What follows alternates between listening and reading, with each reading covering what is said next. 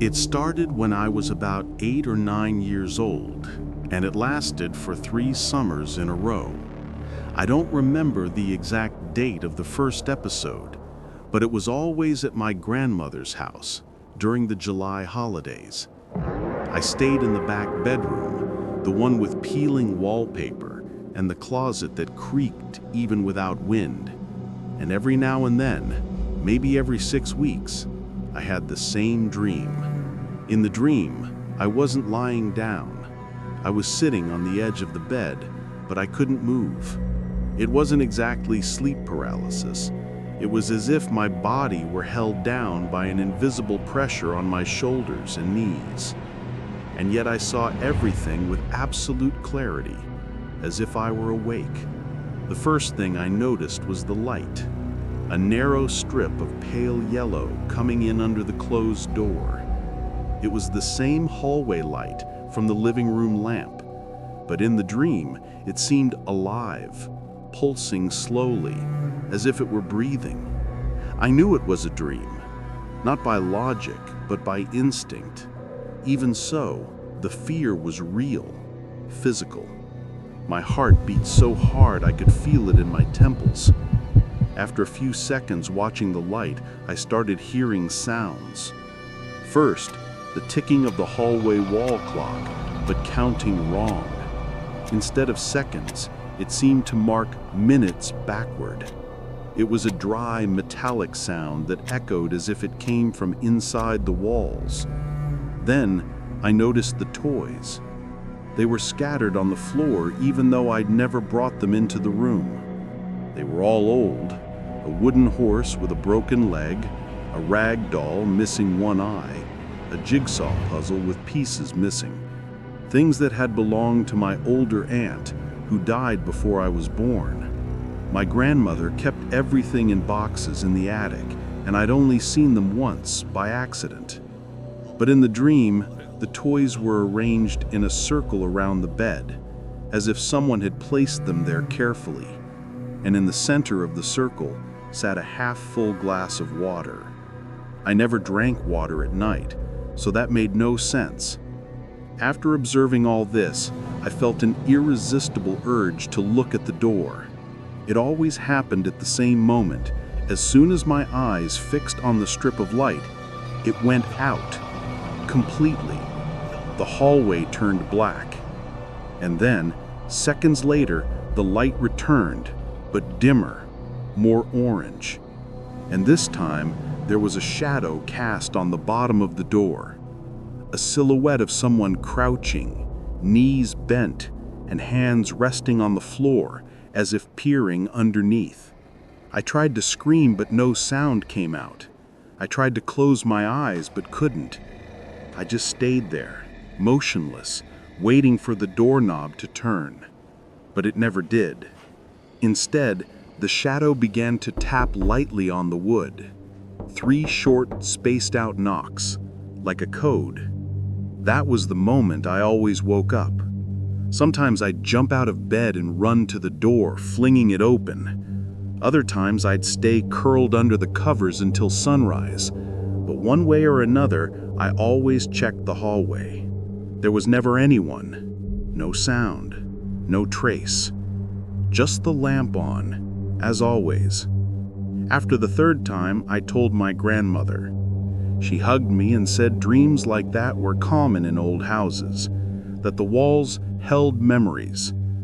My uncle, who was visiting, laughed and said I should stop reading horror stories. I smiled and pretended to believe him, but deep down, I knew this was different.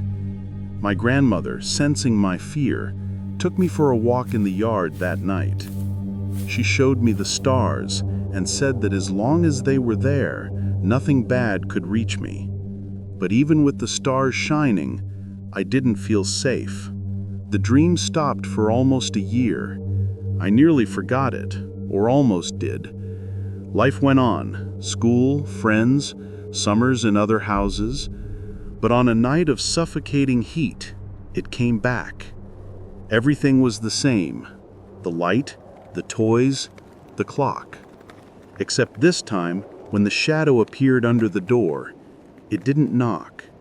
Instead, it slowly slid into the room, not through the gap, but as if the door had opened silently.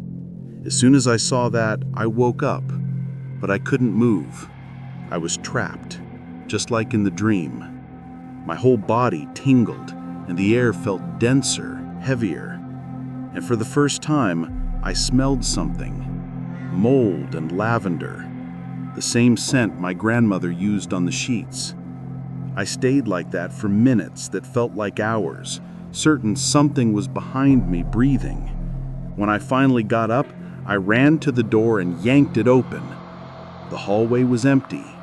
The lamp was on. Nothing out of place. In the weeks that followed, I started thinking about the dream before falling asleep, trying to tame it. Strangely, it worked. The next time, I barely felt fear. The time after that, I almost laughed. But something still bothered me. It wasn't fear. It was the feeling that I was forgetting something important. So one afternoon, I asked my grandmother about the attic toys. She hesitated, just for a second, but it was enough. When I mentioned the wooden horse with the broken leg, she went pale. My uncle, who was in the kitchen, stopped washing dishes. I asked why, and my grandmother said, softly, that the toy had belonged to a girl who used to visit the house in the 1970s. A distant neighbor, daughter of a couple who lived on the dirt road behind the orchard. She disappeared, she said. They never found her body. My uncle cut in. That was 40 years ago. It has nothing to do with you. But I'd already made the connection. That night, my grandmother came to my room and in a low voice told me that the girl loved playing in that room, that she always left a glass of water on the nightstand before sleeping, and that the last time she was there, she wore a dress with daisy prints, the same pattern that appeared in the drawings I'd absent-mindedly scribbled in my school notebooks that summer. I asked if she had seen anyone that night. My grandmother just shook her head and said, there was a shadow under the door, but no one opened it. In the months that followed, the dream returned only 2 more times, each time fainter, like an echo, until in the last summer before my grandmother passed away, I had a final variation. This time, when the shadow entered, it didn't approach the bed. It stopped in the middle of the room, turned to me, and made a gesture with its hand, as if handing me something. When I woke up, there was a piece of cloth on the floor, damp and smelling of lavender. It was the size of a handkerchief. No one in the house recognized it. My parents said it must have fallen from someone's pocket, but I know it didn't. To this day, I don't understand how I knew about the broken horse, the glass of water, the perfume.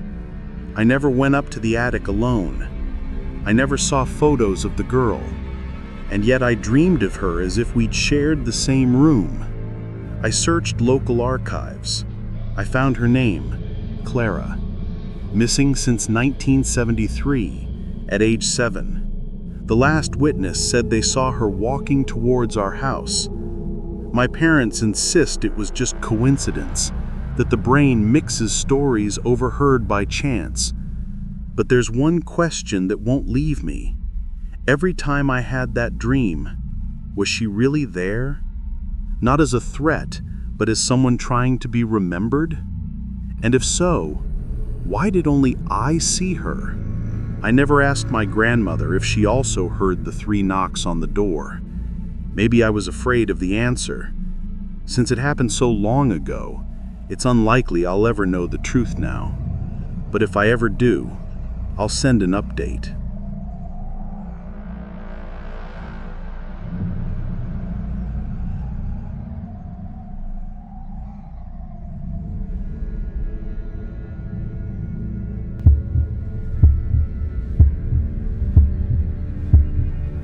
I'll be direct and as brief as possible. Ever since I moved into my suburban apartment, I've made it a habit to sleep with white noise. It's not just for insomnia, it's because without it, my dreams turn into chaos. Any nighttime ambient sound, a passing car, a barking dog, transforms into some absurd scene in my head. For example, if I hear a car alarm, I dream I'm running from something. That's how it works. This routine has saved me from many nightmares, especially after that rough period last year. So when I went to spend the night at my cousin Leo's house, I knew I'd be vulnerable. He lives in an old, isolated house with no stable internet, and he didn't have anything like that to lend me. "You can sleep without it," he said. And, of course, I just shrugged. After all, it was only one night. It was just the two of us. His parents had gone to a wedding in another city, and Leo invited me over to take care of the cats and enjoy the space. We slept in the basement game room. He on the sofa bed, me on an air mattress on the floor. That night, I had an extremely realistic dream. I was driving an old car down a deserted road under a light rain. I don't even know how to drive, so that was already strange. The car radio played a distorted song, almost inaudible, but I recognized the melody. It was a tune my grandmother used to sing. The dashboard kept flashing "door open," even though all the doors were locked. I tried pressing the button, but nothing happened. Then suddenly, the car stopped. The engine died, and in the rearview mirror, I saw a flashlight slowly approaching down the road. Before the light reached me, a voice whispered in my ear, "Get up." I opened my eyes immediately. Normally, it takes me a minute to get my bearings, but this time I was instantly alert, though I didn't know why. I looked around.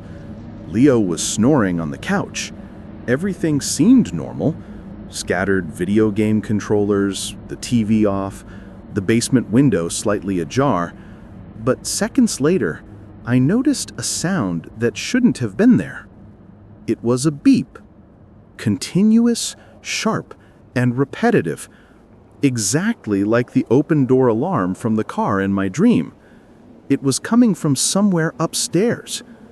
That's why I dreamed it. I sat there for a moment, trying to pinpoint the source.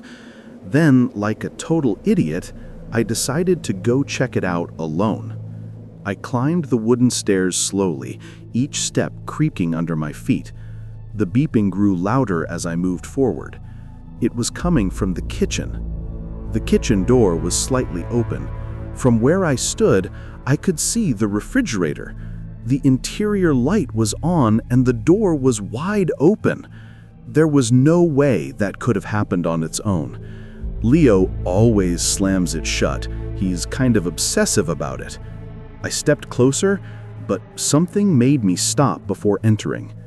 His kitchen is large, with a center island, tall cabinets, and a dark corner near the pantry. Plenty of places for someone to hide. I thought, what if someone had opened the fridge on purpose to lure me in? My heart raced. My arms broke out on goosebumps. I couldn't take another step. I ran back down and shook Leo hard. "There's someone in the house," I panted. He woke up startled, but seeing my face, he knew I wasn't joking. He asked what happened, and I told him about the open fridge and the constant beeping. He didn't hesitate. He grabbed the wrench from the tool table and went upstairs with me. In the kitchen, he shoved the door open all at once. What happened next was too fast. A figure emerged from behind the island and shoved Leo so hard he crashed into the sink. Before I could react, the guy, wearing a black jacket and gloves, snatched the wrench from Leo's hand and raised it like he was about to use it.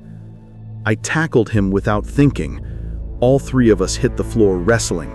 He was stronger, heavier. He managed to break free, gave us a violent shove, and bolted towards the garage.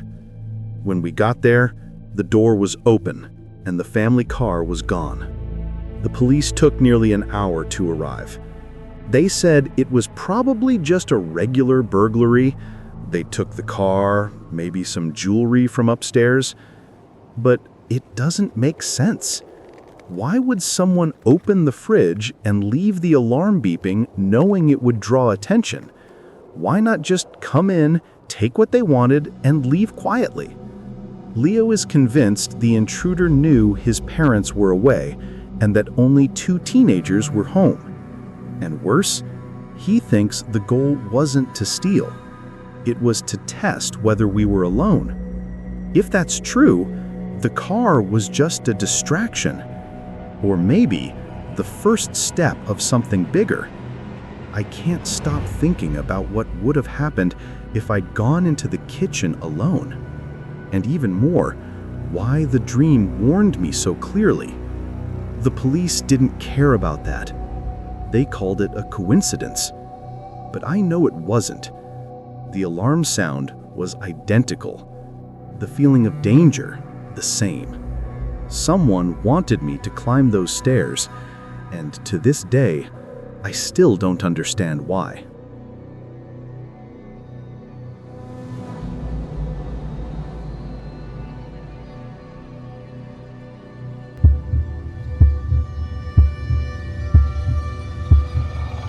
This happened on a Saturday night last fall. My friend Mateus's grandparents had gone to visit relatives in the countryside, and he invited me to spend the night at their house. It was one of those old red brick houses with a long hallway on the second floor that always made me uneasy. Normally, I avoid sleeping in unfamiliar places, but Mateus insisted it would be fun. I arrived around 9, brought a sleeping bag, and we spent the night playing video games in the living room. The house is in a tree-lined neighborhood, so quiet that after midnight, even the sound of your own pulse seems loud. The room we slept in was his parents' old bedroom, spacious with a full-length mirror leaning against the wall opposite the bed. Around 1 in the morning, we turned off the lights and fell asleep. I don't remember dreaming right away, but I recall clearly what came next. Before I go on, I need to explain something. I've only had false awakening dreams twice in my life. This was the second time. And just like the first, the sensation was so real that even now, I still wonder if I actually woke up. In the dream, I suddenly opened my eyes when I heard a dry snap coming from the hallway, like someone stepping on a dry twig. Before I could move, I heard slow footsteps approaching the door. I sat up in bed, tense, ready to call out for Mateus, but something held me in place. The room looked exactly as it had when we fell asleep, except for one single detail that still haunts me. The mirror on the wall wasn't reflecting the room. Instead, it showed a dark hallway, identical to the one upstairs, but with all the doors closed. And at the end of that hallway stood a figure, facing away from me. I couldn't look away. My vision narrowed until only that image remained. The hallway in the mirror, the motionless figure. The footsteps stopped right outside our door, but I couldn't move. Then the figure in the mirror slowly turned around. It had no face, just a smooth surface like frosted glass. And at that moment, hundreds of whispers began to pour from the mirror, not out loud, but directly into my head. They weren't insulting me. They spoke things I'd forgotten. Childhood conversations, thoughts I'd had years ago. Broken promises no one else remembered. It was as if my memory were being read aloud by someone who should never have had access to it. I couldn't take it. I leapt out of bed, ran to the mirror, and slammed it face down against the wall. But the instant I pressed it against the wall, all the lights in the house went out. The room plunged into total darkness. The whispers stopped. The air grew so cold, my teeth started chattering. And for 1 second, I was absolutely certain I was no longer in Mateus's grandparents' house. I backed up to the bed, crawled into my sleeping bag, and squeezed my eyes shut. When I opened them again, I was awake. Mateus was snoring beside me. I thought it was over. But when I looked at the wall where the mirror had been, I saw it was back in its original position, facing the room, and reflected in it was the hallway, the figure facing away. The footsteps started again in the hallway. Everything repeated. The turn, the whispers, the panic. I ran again, flipped the mirror, and was swallowed by the same icy darkness. When I finally woke up for real, my heart felt like it was about to burst. Mateus was sleeping deeply. That's when I knew I was truly awake. In the dream, I hadn't even noticed he was there. I started breathing a sigh of relief until I turned toward the wall and saw the mirror reflecting the hallway. It wasn't possible. We'd turned the mirror around before going to sleep, and seconds later, I heard the dry snap in the hallway. Someone was in the house. I silently dialed the police, locked the door, and woke Mateus with a gesture. He didn't make a sound, just nodded, pale. Minutes later, the police arrived. 2 men were arrested trying to break into the safe in the ground floor office. The real-life incident doesn't scare me anymore. What haunts me is the dream. Mateus thinks it was just my subconscious processing anxiety. But how could I have imagined that hallway in the mirror with such precision, the carpet pattern, the lamp's shadow, the figure's posture, if I'd never seen anything like it? Worse, ever since that night, every time I pass a dark mirror, I see that hallway for an instant. It's not a hallucination, it's a memory that shouldn't exist.